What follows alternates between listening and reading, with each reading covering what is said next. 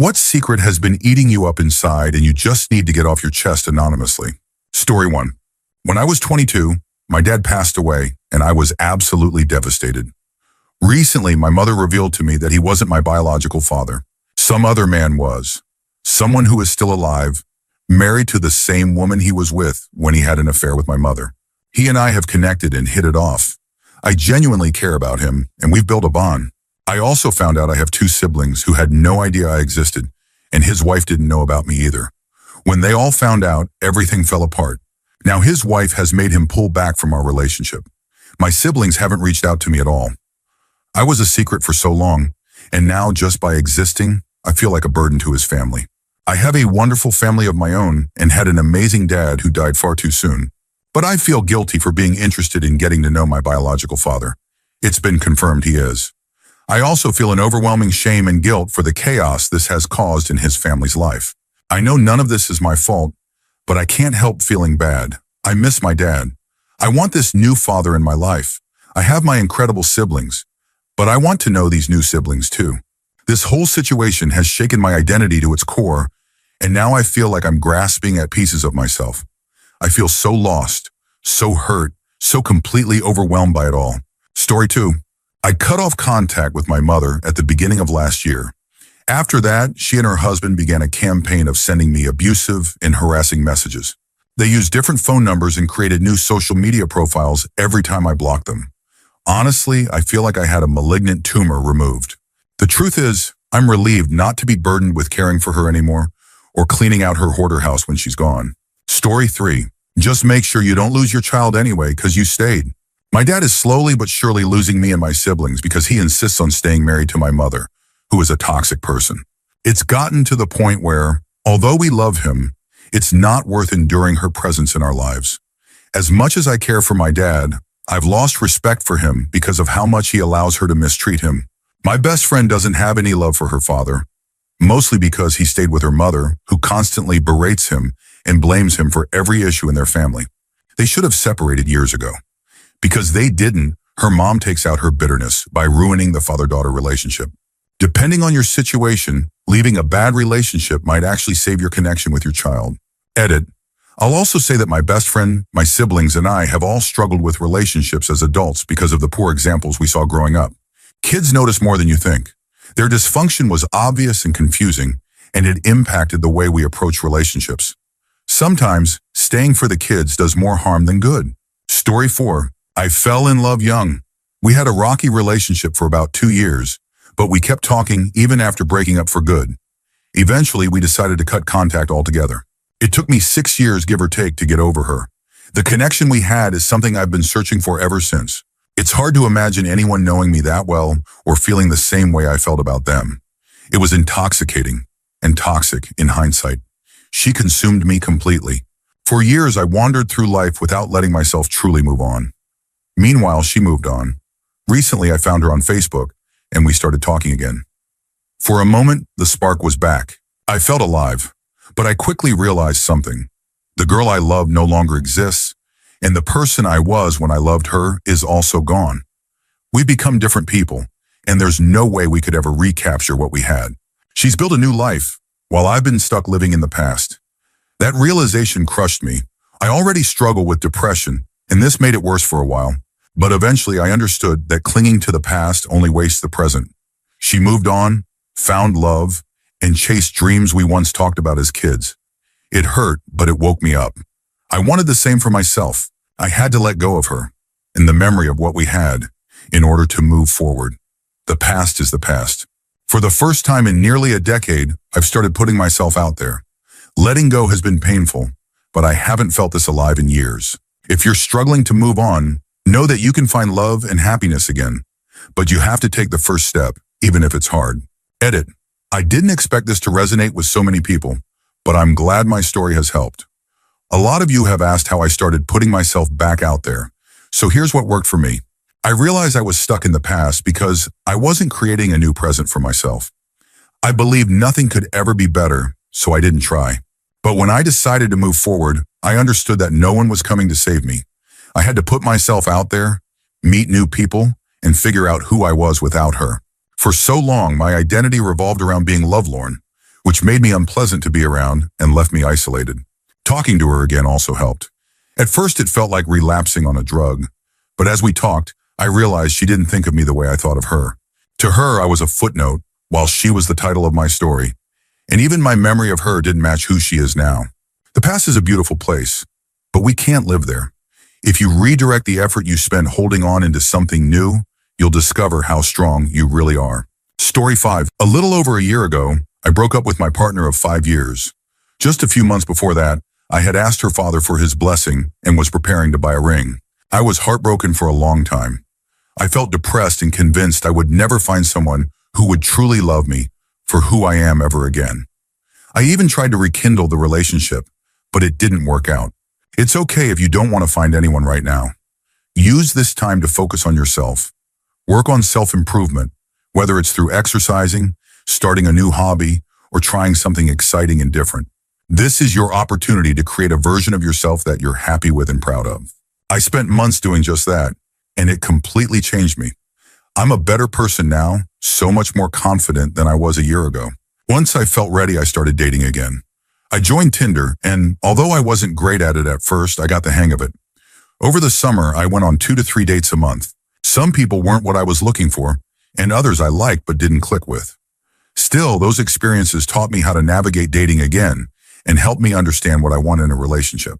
By the end of the summer, I finally felt like I had moved on from my ex. A couple of months ago, I met someone who caught my attention. We went on a few dates, and she reminded me of how I felt at the beginning of my 5-year relationship. Last month, we made it official, and I couldn't be happier. But none of this would have been possible without the time I spent working on myself and re-entering the dating world at my own pace. Story 6. I've struggled with suicidal thoughts for the past decade, and over time they've become more frequent and intense. My loved ones are aware of this, but I stopped self-harming 5 years ago, and after losing 2 very close people to suicide, it's considered off the table. I've reassured them countless times that it's not an option for me, and for a while I even believed it myself. But for the past month, the thoughts have changed. They've become practical. I've created a detailed to-do list to get my affairs in order and make things as easy as possible for my partner. I've updated my beneficiaries, logged account access details, just in case, and even decided on a method and time frame. The only thing I haven't settled on is where. On my better days, I've tried to reach out. I only really hang out with one friend, but when I needed her and said, "I just really need a friend right now," she didn't bring it up again, and neither did I. I tried to open up to my partner, but he said something hurtful, which shut me down completely. I've never felt more isolated. If I don't tell anyone, I think I'll go through with it. It's what I want, but I don't want to hurt the people I care about. The problem is, no one is listening. I don't think I'm going to see another birthday. Story 7. I have no idea how I'm going to afford my bills next month, and I get super anxious whenever someone mentions Christmas because of it. I worked so hard to get into medical school, but once I was there, things completely fell apart.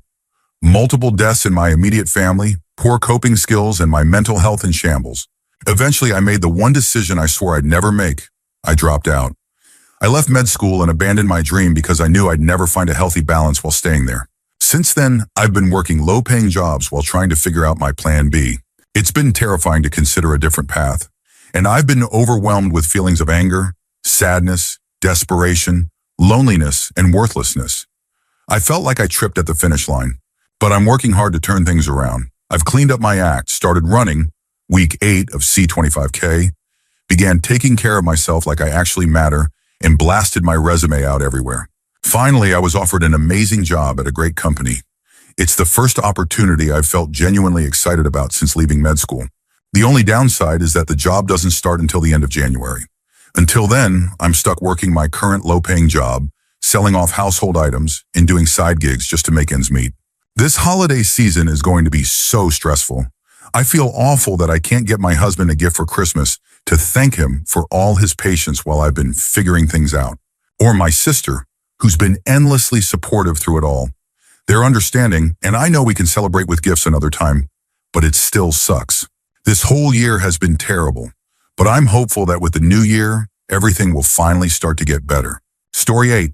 I started my period when I was about 9, and as you can imagine, 9-year-olds aren't exactly the most hygienically responsible people. On top of that, my mom rarely put me in clothes that fit or that I felt comfortable in. I was a weird kid. I hated having underwear touch me. Combine that with the fact that tampons were basically unheard of in my family, and you've got a recipe for some awkward situations. Like the time I had to wear a huge pad while out in the public wearing shorts. Nothing was sitting where it was supposed to be, and I was so uncomfortable. I fidgeted the whole time we were grocery shopping, and then, all of a sudden, I wasn't uncomfortable anymore. When we got home, I realized my pad was gone. It had fallen out somewhere in the middle of a Kroger aisle.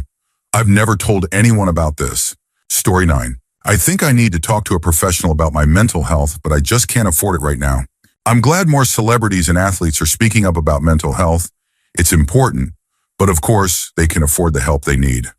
I can't. I don't have the thousands or even hundreds of dollars it would take to see a psychiatrist or even do a sleep study to address my nightmares. What do things like that even cost? My insurance is the bare minimum, the cheapest plan I could get to avoid a tax penalty. I don't mind paying a $40 copay for a general doctor's visit, but this would require a specialist, which I'm sure comes with much higher costs. Is it a pay-per-visit kind of thing, or do you pay for the entire treatment up front? I need to do some research, but I'm curious if anyone else has dealt with this. Story 10. My girlfriend broke up with me about a week and a half ago. We had already broken up once for a day or two a few weeks before, but we reconciled. After that, things seemed to be going well. I met her grandparents, who she said liked me more than any other guy they'd met. For a while, we had some really great moments. Then one night, I went over to her place to sleep over after not seeing her for a few days. She had this blank look on her face. I gently touched her cheek and asked if something was wrong, and that's when she said the words I'd been dreading. I think we should break up. She gave me a few smaller reasons for why she felt that way, but ultimately, she said she didn't see me as someone she could spend her life with. Then she asked me to leave. I've been heartbroken ever since. I've been through this kind of pain before, and I know I should have just left it alone. But I love her with everything in me, so I couldn't help but reach out after about a week. She answered my call and repeated everything she had said before. I broke down again. Earlier today, I texted her, hoping for something different, but it was more of the same, except this time, she yelled at me. She told me that trying to reconcile was self-centered and a huge turnoff. She said she doesn't want to be with me, ever. I know I should have stayed no contact from the start, but my emotions got the better of me. It was her birthday yesterday, and I wanted so badly to spend it with her. Now I'm left picking up the pieces and trying to find happiness again. It hurts so much to hear someone say they don't love you anymore. Story 11. A couple of weeks ago, I met someone at an airport in Europe. Due to delays and cancellations, we ended up spending a lot of time together that evening. I felt an incredibly rare connection, something that doesn't happen every day or even every decade. I've never felt that way about someone I just met. It was so easy and natural to be around him. He understood my jokes, I understood his, and everything just felt right. As silly as it sounds, I miss him and being around him more than I care to admit. He's married, lives in a different city, in a different country. I don't even know his last name, only his very common first name. Since he's married, nothing happened, and I didn't want to be that person. But for some reason, I can't get him out of my head. I regret not getting the chance to say goodbye after the plane landed. We weren't sitting close to each other, so we went separate ways at border control. He to catch his connecting flight, and I stayed in the city. All I wanted to say was that I was glad we met. Story 12. I still think about an ex-girlfriend I had a relationship with 6 years ago. It was a short relationship, just a couple of months, but it turned out to be the one that impacted me the most. It's hard to condense this story, but here's a brief version. I had a promising, wonderful relationship that ended very suddenly for no clear reason. She used to tell me every day how lucky she felt to know me. She wrote letters to herself saying things like, "I never knew what it meant to have a soulmate. I didn't even believe in any of that. And then I met you." She told me she would wake up in tears some mornings because she couldn't believe she had found me. I brought her home to meet my parents, and they thought she was amazing. She always talked about the future, as though I'd be part of it. Then almost overnight, she changed. One afternoon, she became cold and distant, like her feelings had vanished. It was like talking to a completely different person. There was no discussion, no attempt to figure out what had happened, just a sudden, haunting sense of certainty on her part. She ended the relationship then and there. A couple of days later, she wrote me a letter saying, "You're an amazing person, but I just wasn't ready for you yet," and that she felt like I was someone she was meant to meet 2 years later. Not now. I still don't know if she meant anything she wrote in that letter. After that, she cut off all communication, leaving me in the dark and utterly confused. It messed me up. When a breakup has a reason, it's easier to process. But this one didn't. The short duration of the relationship made it worse. In longer relationships, you can look back on the bad times and reassure yourself it wouldn't have worked out. In this case, there's nothing like that, just a perpetual lack of closure. I'm beginning to wonder if I'll ever truly forget about her. Story 13. I realize it's late and this might not reach anyone, but I'll post it anyway. I'm a 23-year-old adult, and I feel like I'll never be able to communicate meaningfully with another human being. No matter how hard I try, it always comes out wrong. If I don't try, nothing happens, and if I do try, I look so serious while focusing that people assume I'm angry or unapproachable. I feel like I don't fit in anywhere. It seems like everyone else somehow learned these social skills effortlessly, but for me, everything falls apart, and I end up looking like a bumbling idiot. Don't get me wrong, I do have friends, but it feels like they only became my friends because, for some inexplicable reason, they chose to talk to me first. Maybe they were forced to spend time with me because of work or school, and they happened to catch me on a good day. Once I let my guard down, we became friends, but it never feels like I was the one who made it happen. Even with close friends or family, I feel awkward, especially if it's been a while since we last talked. I don't know what to say or how to act. It's pathetic. I struggle to hold a meaningful conversation, even with people I've known forever. When I do talk, it feels shallow, like I'm just parroting jokes I've seen online or dragging out conversations about the few shared interests we have. Once that's done, I run out of things to say. Now, most of my small group of friends is scattering for various reasons, and I'm terrified I'll end up completely alone. I wish connecting with people wasn't so hard. I'm scared to be alone, but I'm also not sure I have the energy to keep trying. Story 14. This thread is 8 hours old and it's 3 a.m., so I'm hoping this will get lost in the mix. I'm experiencing my first bouts of depression that are truly changing how I see my life. I've battled depression on and off for most of my life, like so many others have. It's always been a cycle. Bad times come, then they pass, and eventually they come back again. But recently something feels different. For the first time, I've started wondering if it's all worth it. I'm not in danger or anything like that, absolutely not. It's just that I've started to think that nothing really matters in the grand scheme of things. I've known this and accepted it before, but I always reminded myself that the good times would eventually come back around. Now I'm questioning if the good times are worth enduring all the bad. It's like a seed of doubt has been planted in my mind. I'm fine right now, but I can't help wondering if years from now, I'll be able to brush these thoughts off as easily as I can today. Story 15. The day before I was supposed to start my junior year of high school and my college classes, which I worked so hard to qualify for, my parents decided to take me on a trip to Somalia. Now, we've been stuck here for 3 months because of a series of mistakes that could have been easily avoided if they had just listened to me at any point. My entire educational career is ruined. On top of that, my dad failed to drop my college classes before the deadline, so I now have 3 failed courses on my record. Apparently, these grades can't be contested. What makes it even worse is that my parents refuse to take responsibility for their actions. Instead, they get angry whenever I bring it up and act like this is all my fault, even though I had absolutely no control over anything during this trip. The school year that was supposed to be my best ever has been completely destroyed, and now I'll be spending my birthday here too. Story 16. In early February a couple of years ago, this guy started messaging me online. At first I rejected him because he lived a few hours away, and I didn't see the point in talking to someone so far away. But eventually I gave him a chance. We ended up talking nonstop for hours every single day for a week. Then we decided to meet in person.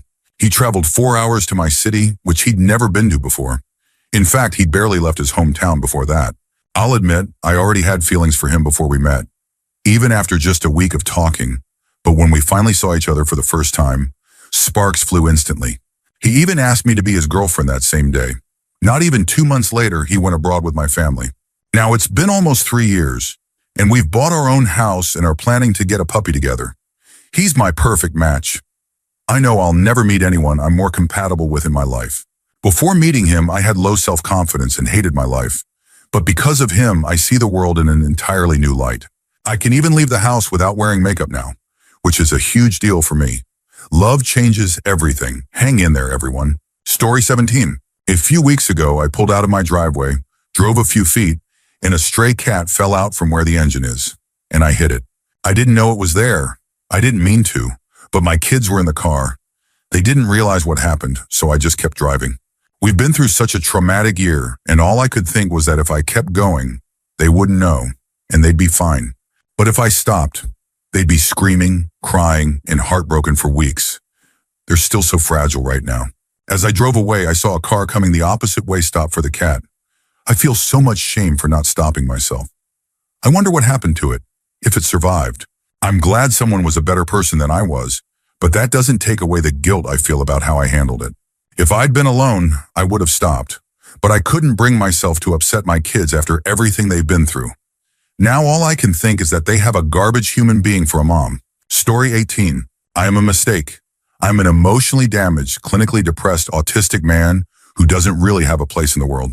I watch the rest of you, the normal, functional people, succeed in so many ways, and it's painful to stand on the sidelines, wondering if I'll ever experience even a fraction of what you all do. I'm stuck between two worlds, not fully disabled, but not entirely able-bodied either. I don't fit in with either group, which makes me feel even more isolated. I'm approaching 40 and haven't managed to accomplish much of anything. I can barely hold down a job due to my social anxiety, corporate procedures I can't keep up with, and how long it takes me to learn things compared to others. I rely on medication to stay functional, bottle after bottle just to keep my mood stable. It's frustrating, but without it, I can't get through life. I'm the oldest sibling, but I have nothing to show for it. No family of my own, no girlfriend, no stable job. I have maybe one or two friends I talk to online, and then there's my art. Everyone with autism seems to have something their brain is wired to, and for me it's visual arts and stories. Movies, comics, animation, screenwriting, storyboarding, all of it. If I'm not creating my own, I'm researching it endlessly. It's a compulsion I can't escape. If I try to ignore it, I fall apart. I hate that it has such a grip on me. I grew up in poverty and am still poor. I'm terrible with money, and I've never figured out why I'm still here. I don't function properly. I've never been able to succeed or hold down a job for more than a year. As for romance, I've given up. I'm too emotionally damaged, and I don't trust people. I want to succeed, not for myself, but so I'm not a burden on my family anymore. I want to help them, but I've been out of work for years, acting as a caretaker for an elderly relative who needs watching. As I've gotten older, I can't handle being around groups of people anymore. It's exhausting and overwhelming, draining me completely. I miss out on things constantly. I try to plan ahead, but fail every time. Life feels like a strange, awkward journey I can't keep up with. At this point, I'm convinced I'm just a mistake. Someone who should have checked out a long time ago. I know I don't have it as bad as others, and I'm lucky to have a family that puts up with me. But that doesn't change how I feel about myself. I've been holding this in for a long time. It feels a little better to let it out. Story 19. I'm 16, and I feel incredibly lonely. I keep bouncing in and out of depression. I'm socially anxious, and I think I might have ADHD. My sleep is all over the place. I either get 2 hours a night or sleep for 20 hours straight. I can't bring myself to clean my room, take care of myself, or do my homework. Because I haven't been keeping up with my schoolwork, I'm now ineligible for my school's bowling team, which was one of the few things I actually enjoyed. I'm so frustrated with myself for not doing the work, but I just can't seem to get it done. I started vaping, and I'm mad at myself for that too. I missed Thanksgiving this year because I worked from 8 a.m. to 4 p.m., and as soon as I got to my grandparents' house, I fell asleep. Thanksgiving is my second favorite holiday after Christmas, and I was really looking forward to it, but I slept through the whole thing. I have feelings for my best friend, but she's told me she's not interested. On top of that, she constantly talks about her current boyfriend. I can't bring myself to ask anyone else out, and I'm just stuck here, scrolling Reddit instead of doing anything to fix my problems. Story 20. This is going to be long, but I don't have anyone else to tell this to. For the past few months, my life has been a cycle of work, classes, and lying in bed watching Netflix. I've tried to set small goals for myself, but I never actually follow through. I think it's this general sense of apathy that's kept me somewhat stable emotionally, until today. Today, I spontaneously started crying at work. I don't usually cry unless I'm stressed or upset, but this felt like my breaking point. When I got home, I couldn't even stand to see my family. My family has been a huge source of my unhappiness. My parents fought constantly when I was growing up, and after each fight, my father, who was already largely absent, would disappear, leaving my mother to take out her anger on me. I adored my dad. We were similar in so many ways, and I felt like he understood me. But when I was 9, he moved out completely. On my 10th birthday, I found out he had cheated on my mom with his secretary and even had a child with her. My mom spiraled after that. She was constantly angry and emotionally volatile. I understood why she was upset, but she became the target of my own anger and confusion. I had no one to talk to, so I directed all my frustration at her. I saw her as the reason my dad was gone and felt like she didn't care about me. She was always wrapped up in her own pain, and she never asked how I was doing. As the years went on, I learned to suppress my feelings and take care of myself. I did all the chores, managed my grades, and handled college prep on my own. I never asked for help because it always turned into a condescending lecture or an argument where my mom played the victim. I'm proud of what I've accomplished, but there's one thing I'll regret forever: the way I treated my sister. She's 6 years younger than me and doesn't remember much about our dad. While I was introverted and high-achieving, she was loud and carefree, which frustrated me. I wanted her to be more responsible, to be a better version of me, but I went about it the wrong way. I became verbally aggressive, like our mom, and tried to control her. I wanted to make her strong, so I called her names to toughen her up. Instead, I became my mother, and she became me, a victim of anger and resentment. I spoke to her today and apologized, but she told me she's not sure she can forgive me. I understand why. She's a better person than I am, and I hope she doesn't turn out like me. As for me, no one really cares. My mom is wrapped up in her own world, and my sister doesn't need me in her life anymore. My dad is distant, my friends are carefree rich kids who wouldn't understand, and my best friend has her own life. I thought I was getting better, but today proved otherwise. For years, I've neglected myself. I've never told anyone my full story. I've prayed for the strength to keep going so I could take care of my family and then die. But now I'm not sure I'll even make it another year. Despite all this, I still have dreams. I want to be strong and healthy. I want to achieve my goals, make more friends, and find someone who loves me. I want to graduate in 2 years, learn new languages, and be happy. Maybe it's finally time to take care of myself. Story 21. This just happened, and I need to get it off my chest. I decided to try a random app called Meet Me, where you can live stream yourself. After a lot of anxiety, I finally worked up the courage to go live. Just my luck, someone started watching who thought he recognized me and joined the stream via FaceTime. He immediately got aggressive, trying to convince me to hang out with him because the app showed my location. When I said, "It's late and I'm tired," he went on a rant, calling me a slut and saying things like school shootings happen because girls reject guys. He even said that if I were a good person, I'd care about making him feel better. Then he told me he hopes I get hit by a truck and raped, right after complimenting my eyes. I tried to screen record the conversation, but my microphone setting was off, so it didn't capture the audio. I know this guy obviously has issues, but the fact that he lives near me has my heart racing.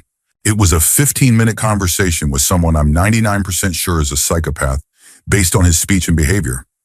I'm trying to push it out of my head, but I really hope I never run into him in person. Story 22. No one's going to see this, but it still feels good to say it, like shouting into the void and getting everything off my chest. For the past 2.5 years, I've had a friend I talk to daily. Lately, though, she's been distant, and it's wearing me down. I don't know if I should bring it up or just let the friendship fade, because it feels like that's what she wants. It hurts to know I'm the only one putting in any effort. She expects me to be there for her 24/7, but she's never there for me when I need her.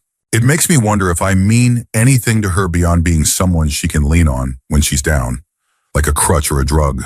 She comes to me crying about how her life is horrible, all while mine is falling apart around me. I feel so empty. We've both leaned on each other emotionally throughout our friendship, and we were so close for so long. But now it seems like she's moved on, and I'm not ready to let go. She's been one of the best friends I've ever had, even though I've known her for less time than some of my other friends. I just feel powerless, watching in pain as she moves on while I'm stuck here, hurting. If you made it through this, thank you for listening to my ramblings about my life falling apart. Story 23. Well, this thread has gone on long enough that I feel comfortable posting this. I feel lonely, not in the I'm alone kind of way, but in the I'm lonely in a crowd way. I have friends and people to hang out with. I even have 2 brothers I'd kill or die for without hesitation, but I still feel alone. I don't have anyone I can call when I want to share good or bad news. I don't have lifelong friends I can point to and say, they've been with me through it all, like so many people seem to have. I haven't had a best friend in over 18 years. I make friends easily, and I even get personal and deep with them. But nothing ever lasts. People always return to their own crew or their person, and I'm left drifting through life, isolated. Maybe I'm too open with people, or maybe I'm too guarded and scared to genuinely expose myself. Either way, I've resigned myself to the idea that I'll never find the close group of friends I've always wanted, much less a woman to spend my life with. I'll just keep floating from one person, one group, one place to another for the rest of my life. Story 24. School is so stressful and overwhelming that I procrastinate on my homework and end up even more stressed and overwhelmed. I already know I'm dropping out after this semester because the stress will kill me if I don't, but I still feel this pressure to keep my grades up in the meantime. Even though there's no point, I know I won't pass my biology class unless I score 80s or above on all the remaining tests. I haven't even started my communications project that's due Wednesday. I'm just sick of all of it. I'm already struggling with reasons to keep going, and school is definitely a contributing factor. But I can't kill myself because I've already paid for the semester, and I have to take my finals. I'm so stressed, it's killing me. Story 25. I really miss my ex, even though I know I deserve better. I did everything for him and for our relationship, but in the end, long distance, incompatibility, and different values won out. It's been almost a year since we broke up after a 10-month relationship. I recently reached out to say hello and ask if he wanted to catch up, but he ignored me. I'm mad at myself for caring so much. I care like this for every ex, and I hate that about myself because they tend to just move on and forget. Physically, he was my dream guy. He had great manners and was incredibly intelligent. He had a perfect GPA and all that, but he was terrible at communication and being affectionate in a relationship. He never gave me a birthday gift, never bought me flowers, and I had to beg him to call me on weekends. He never asked about my parents or friends. I know I could have handled asking him for more in a more mature way, but I was so tired of him not putting in any effort. I needed communication and emotional security, and he just couldn't give that to me. I kept asking for a breakup because I was so frustrated, but when he finally agreed one day and stopped answering my texts, I was blindsided. He used to call himself a bad boyfriend all the time, and I'd comfort him and tell him he wasn't, that he just needed to try harder. But honestly, he could have tried harder. Calling me once a week wasn't too much to ask. Texts every day weren't enough. I wanted to hear his voice, see his face on FaceTime. The yes was terrible too, but I never let him know. I always made him feel secure. But deep down, I think he knew. I was just too polite to say anything. I'm afraid I won't find someone who ticks as many boxes as he did, externally. But I'm realizing that being present in a relationship is far more important than having good manners or a great job. Thanks for giving me a space to say this. I've been beating myself up, feeling like I wasn't good enough, even though I know I was the better one in the relationship. Story 26. During my first semester of college, my parents forced me to take 18 credit hours because I already had a lot of credits from high school and had always done well academically. In high school, I graduated with honors in the top 1% of a class of 550. I was in leadership positions for multiple extracurriculars, and people would tell me they expected me to become president, a lawyer, or a business executive someday. That's part of why this is so embarrassing to admit. That semester, I was also working 25 hours a week and commuting an hour to and from school every day. Most days I left at 7 a.m. and didn't get back home until 10 p.m., exhausted and hungry, with homework still to do. My parents would yell at me for not doing things like washing a few dishes or taking out the trash. By the end of the semester, my depression and anxiety were overwhelming. Therapy and medication weren't helping much. I felt like I was falling apart, but my parents didn't take it seriously. My mom told me I needed to get my ish together, join the military, or get the F out of her house. She dismissed my mental health, saying everyone has depression and still has to work. I finished the semester with a 2.89 GPA. My parents were furious, but considering I completely gave up in November, skipping homework and not studying for finals, I thought I did as well as I could. Grades were C, B, B, A, A. When January came around, I knew I couldn't go back. My mom was forcing me to create a schedule that prioritized her convenience over my well-being, and I wasn't ready for another semester with 18 credit hours. I knew if I stayed in that house, I'd eventually try to kill myself again. A week before the semester started, I withdrew from school and moved out in just 2 hours. My friend helped me load everything into her car. When my dad got home, I told him I was leaving, and he told me I'd fail because I was lazy and couldn't handle hard work. I left in tears. It was the hardest decision I've ever made. Afterward, my depression got worse. I was committed for 5 days and almost fell into a coca addiction. but my friend helped pull me out of it. I was broke but stayed with my boss, who understood my situation and let me live close to work for free. People around me, peers and coworkers, knew some of what was going on, but no one brought it up. When people asked how school was going, I lied and said it was fine. Even strangers, like customers at my waiter job, would ask if I was in school and what I was studying, and I'd lie because I was embarrassed. Things are better now. I'm moving into an apartment next week. I took an intercession class this winter, and I'm going back to school full-time in the fall. I even received a scholarship. I'm much happier now, and I'm working on finding better coping mechanisms. I'm planning to start therapy again in the next few months. Story 27. My crush of 8 years stood me up and blocked me a few days ago. This is just another in a long line of girls who've shown interest in me, only to ghost me when I try to get closer. I'm the only one in my friend group who struggles to get into relationships. I've never been in one, and I'm embarrassed to tell them I've failed again after dozens of rejections. I feel guilty for being so upset because I'm only 22, and people always say, "Oh, you're still young. You have plenty of time." And they're right, but it still hurts. It hurts to be rejected so many times without even being given the dignity of a face-to-face conversation. I'm trying not to let bitterness or anger take over because I know it'll only make me less likable. But after years of watching my friends date, move in with their partners, and even get engaged, it's hard not to feel the pain. Story 28. I feel like I'm starting to give up on life. I'm really depressed. I've struggled with feelings of depression before, especially during my sophomore and junior years of high school, but they went away for a while. Now they're back, and worse than ever. My suicidal thoughts have also returned, and this time, they're not fleeting moments of despair. They're well-thought-out plans, complete with SUIC notes.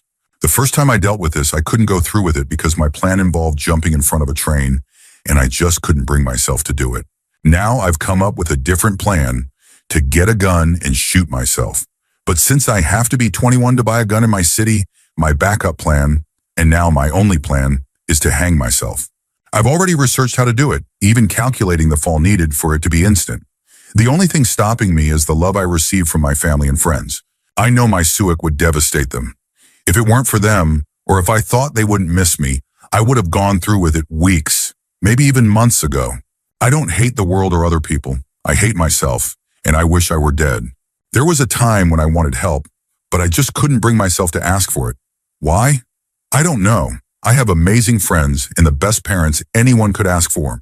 If I told them, my parents would hold me, cry, and tell me everything would be okay. Then they'd find me a psychologist or psychiatrist immediately. They'd happily pay for treatment, no matter the cost, and move mountains to help me. My best friend is like a brother to me.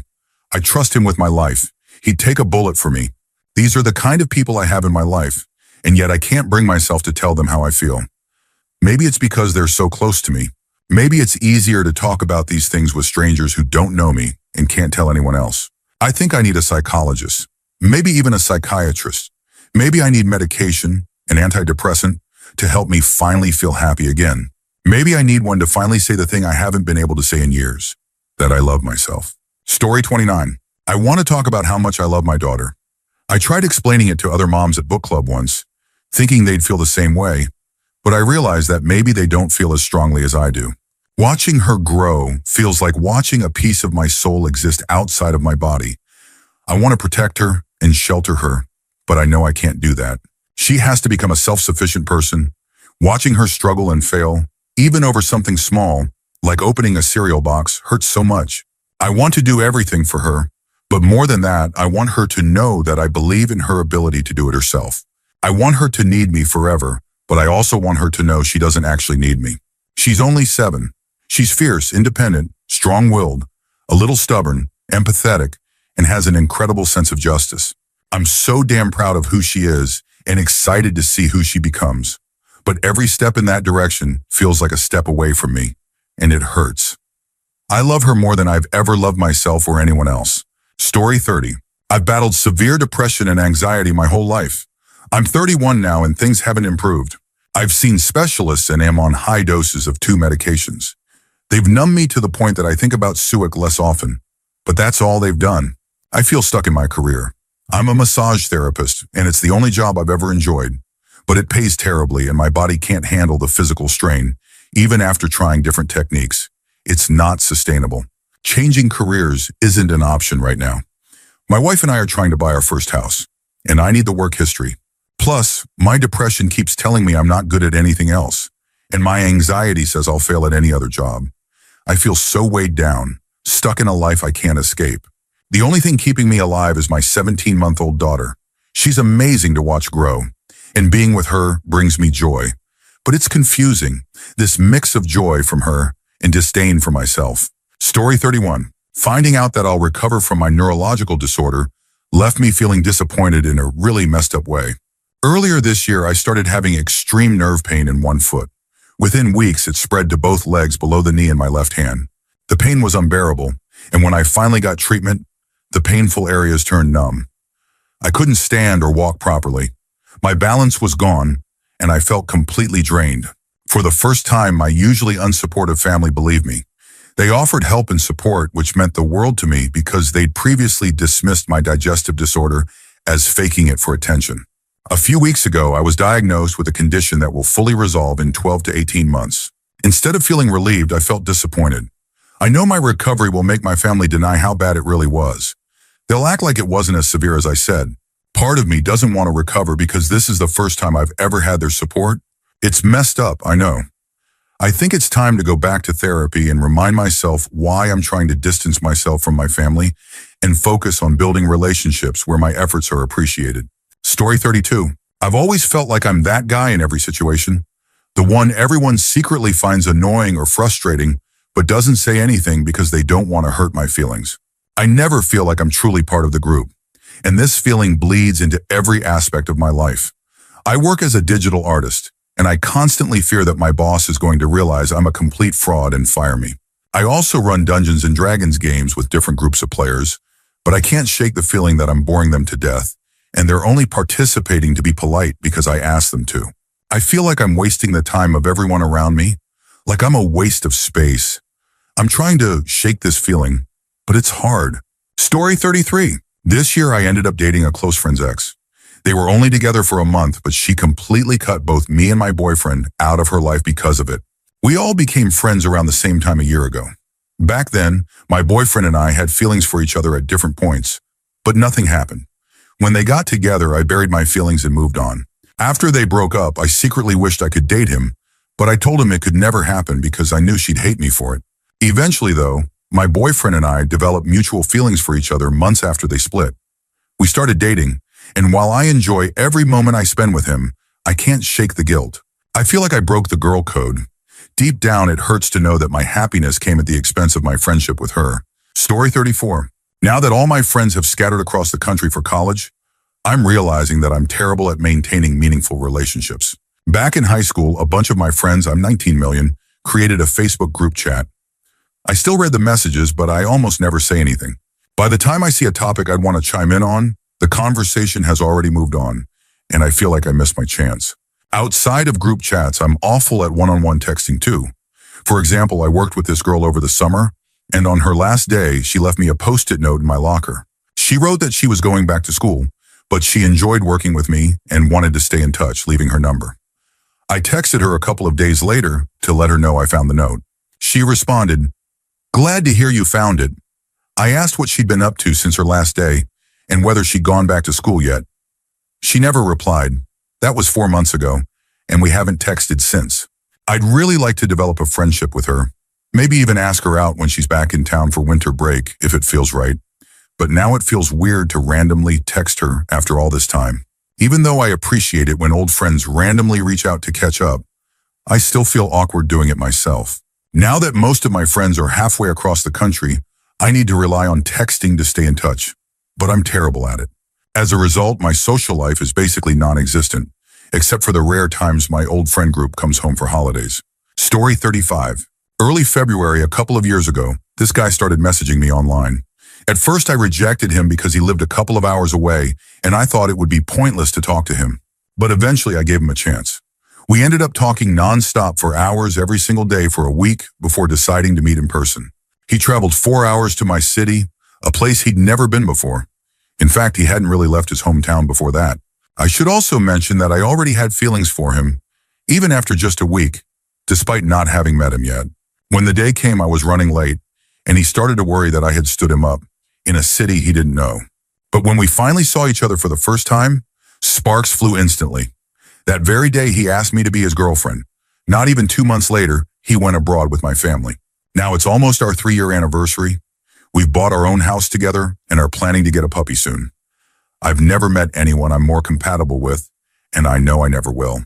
Before I met him, I had low self-confidence and hated my life, but he changed everything for me. Because of him, I've started seeing the world as a beautiful place, and I can even leave the house without wearing makeup now. A huge deal for me. Love changes everything. Hang in there, everyone. Story 36. I didn't know I had a daughter until she was 6 years old. Every time I've tried to be part of her life, her mother takes me to court. It's been 3 years of non-stop litigation, one motion every 2 to 3 months across 2 states. Her mother has a free lawyer from the state, but I don't. It's clear she's doing this to keep me out of my daughter's life, because parenting time for me would mean less money for her. I don't have the resources to fight back. I don't even have money to pay for a lawyer anymore. Most of my paycheck is garnished, and I'm still paying off credit card debt from the lawyers I needed just to defend myself. Meanwhile, her mother put some other guy on the birth certificate for 6 years because he made more money at the time. I met my daughter for the first time in court, and now I don't even try to contact her because if I do, I'll end up back in court again. I'd have to drive across the country every other Sunday for a 30-minute visit. This situation has nothing to do with me and my daughter getting to know each other. It's all about money. The holidays are unbearable. I'm so sad, constantly thinking about what could have been. I can't sleep, I don't talk much, and I hate family gatherings. Nobody knows why I'm so lonely and irritated when everyone else is celebrating. I hate family pictures because someone's missing, and I feel it deeply, even if no one else does. Why can't I buy Christmas presents? I can't even explain without wanting to cry. Just breathing and existing feels like a success for me right now. But nobody knows. My life feels ruined. Story 37. I resent my sister. She's too young to remember the worst of the abuse we endured. She ignores our mother's continuing toxic behavior and issues. When our mom attempted suicide, my boyfriend and I handled everything while my sister couldn't leave her friends. She claims she wants to pursue a PhD in physics, but she's completely wrapped up in my mom's chaotic habits and decisions. My mom spoiled her while I had to work for everything. I worked during my senior night and prom, but my mom gave my sister money for expensive dresses and shoes while asking me for my paycheck every other week. My mom made me get a job at 15, even filling out applications for me, but never once asked my sister to work. I've been working ever since. When I was 16, my mom gave me $20 for the first time, and my sister took it, saying I didn't deserve it. Meanwhile, I struggled to get to work in college without support. My mom went to the same college but refused to help me with transportation because it was too much of a burden. I worked 80+ hours a week at Papa John's as an assistant manager, earning barely $8 to $9 an hour to pay for school and help my mom so she wouldn't be homeless. Recently, my mom asked me to move back to our home state so my sister could live rent-free with me and finish school. I offered my sister a rent-free room, access to my car, food, and even some money in exchange for helping with her niece, but she refused. She said she wanted a separate apartment or a mother-in-law suite. I'm scared I'll end up responsible for her when she fails to get her PhD or find a job. My mom even took me off her will, saying I can take care of myself, unlike my sister and half-brother. I shielded my sister from the worst of my mom's abuse, blocked her from beatings, and endured my mom's toxic relationships. But my sister dismisses it all, claiming I'm exaggerating. I've tried to be a good older sister, but I resent her. I don't feel bad about it, and honestly, I think I'm better off without her or my mom in my life. Story 38. My mother is about to lose her house and I can't help her. I'm barely keeping myself afloat despite making $75,000 a year. I'm terrified she'll end up living with me because I'm her closest relative. I'm only 28. I don't want to spend my younger years supporting and caring for her. Not yet, anyway. It's selfish and shy of me, I know, but I feel like it would destroy my chances of finding love or having a healthy, normal relationship. I'm already struggling with my own issues, including $40,000 in credit card debt that I'm slowly chipping away at. Adding the burden of supporting my mom would be the final nail in the coffin. I can't imagine anyone wanting to build a future with me if I'm living paycheck to paycheck while drowning in debt and supporting a parent who's been struggling for the last 3 years. Part of me hates that I feel this way. My mom's struggles aren't entirely her fault. She's had terrible luck. losing her job over a wrongful termination lawsuit after exposing embezzled state money, among other things. But I can't stop feeling resentful. Some of my debt comes from helping her over the past few years. She's on my phone plan, and a stalker situation led to extra expenses for a stolen phone replacement. She needs $4,000 right now, and I only have $500 in my emergency fund. I love her so much, but I just want to be free of her mess.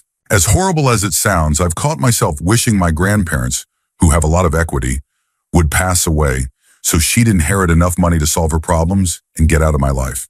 It's the most messed up thought eating away at me, and I feel so guilty for even thinking it. I just want her and her mess to go away, and I hate myself for it. Story 39. I'm currently with someone I have an insane connection with. He's only my second boyfriend, but I've never met anyone I get along with this well. We just work perfectly together. I don't believe in soulmates, but he's as close as it gets. I'm terrified of him dying. He's been smoking weed since he was 12. He's 28 now, and quit cigarettes only 2 years ago. He vapes now, which isn't great either. On top of that, he has an EDNOS, eating disorder not otherwise specified. It used to be anorexia, but now he doesn't intentionally starve himself. He just finds eating inconvenient. He's so skinny that I have to remind him to eat, or he'll lose weight quickly. I'm scared his internal organs are going to fail. I've voiced my concerns and he's been trying to get better for me, but it doesn't feel like enough. Every time I hear him cough, I get anxious, imagining how black his lungs must be. When I hear wheezing in his chest, it makes me nauseous with fear. My dad passed away from an autoimmune lung disease when I was 10, leaving my mom devastated. Ever since, I've had this intense anxiety about the people I love dying because they're not taking care of themselves. This anxiety feeds on my boyfriend's habits, and it terrifies me to think of ending up like my mom, losing the love of her life. He refuses to see a doctor, and even if he wanted to, it's nearly impossible to get an appointment nowadays. Part of me resents him for his substance use and his refusal to take better care of himself. I hate that he's putting me through this, and that it feels like he's actively leaving me in the worst possible way. Sometimes I wish I had never met him so I wouldn't have to deal with this anxiety and potential heartbreak. I've never talked to anyone about this. What can I do that I'm not already doing? I can't force him to make changes, but this anxiety consumes me. Story 40. My dad has paid for online classes that he insists I need for a better future. I understand why he wants this for me, and I want it too, but I just can't bring myself to care. Whenever he talks to me, it's about how life sucks and you just have to deal with it. That's the underlying theme of all his pep talks. He's been incredibly successful. He grew up with very little and is now highly respected in his field. Everywhere we go, he runs into someone he knows or who has worked with him. He wants to use his connections to get me a job in our town. I appreciate the effort, but I'm tired of following every step he's planned for me. I'm 24, and I have no idea what I want to do with my life, because he's always had my next move ready for me. Story 41. 6 months ago, my dad forced me out of the closet. Because he found out first, I was petrified to tell my mom. I knew she'd feel betrayed because I didn't tell her first. My plan was to come out to them both at the same time, but my dad had no regard for my feelings when he cornered me over the phone. I told my mom on Thursday, and she's been crying every day since. She keeps saying, "The plan we had for your future is gone. It's different now, and it's ruined." She's having a meltdown over grandkids, marriage, and feeling betrayed that I kept it a secret. I didn't want to keep it a secret.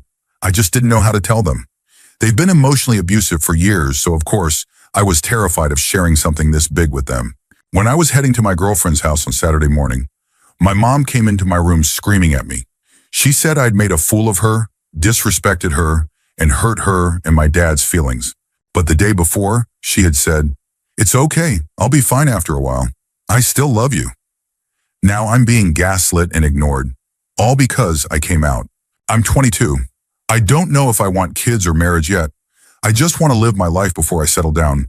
But I'm barely coping in this house where I don't feel welcome. Story 42. I can't sleep. I have a test tomorrow, and I'm not talking to my best friend. I think he's been busy, but I also messed up big time and said some hurtful things that I probably should have kept to myself. But holding in all those bad feelings was killing me inside, and they just burst out. I told him I'd give him space, but honestly, I think I need the space more, to process and feel my hurt privately. I feel so isolated and lonely, even though I live with 4 other people. I'm good at making friends, but terrible at keeping them, because I never initiate conversations or plans unless someone else does, except with my two closest friends. I'm not motivated to finish my end of semester papers, and I'm terrified of disappointing my mom and family who are paying for my education. I don't know what's wrong with me. Even the thought of calling my grandparents gives me anxiety. I don't know what to say, and I resent the pressure to reach out. They haven't done anything wrong, but I'm not close with them, and it feels awkward. Then I'm shamed for not being a good granddaughter. I think about Suik all the time. I just want to disappear. My life isn't as bad as some, and maybe I'm just whining, but I feel like a worthless sack of she with no purpose. Tomorrow is my first therapy appointment, and I want to look into medication as part of my treatment. I feel like a terrible person, and I just want reliable human contact and company. I miss my family back home. I hate it here at school. I hate writing papers. I hate my roommates who only care about themselves. I've never felt so alone and isolated. I'm trying to hold on to hope for my family's sake, but I just want to die. I don't feel like my life is worth anything. I'm just a whiny English major who likes to write poetry. Where is that ever going to take me in life?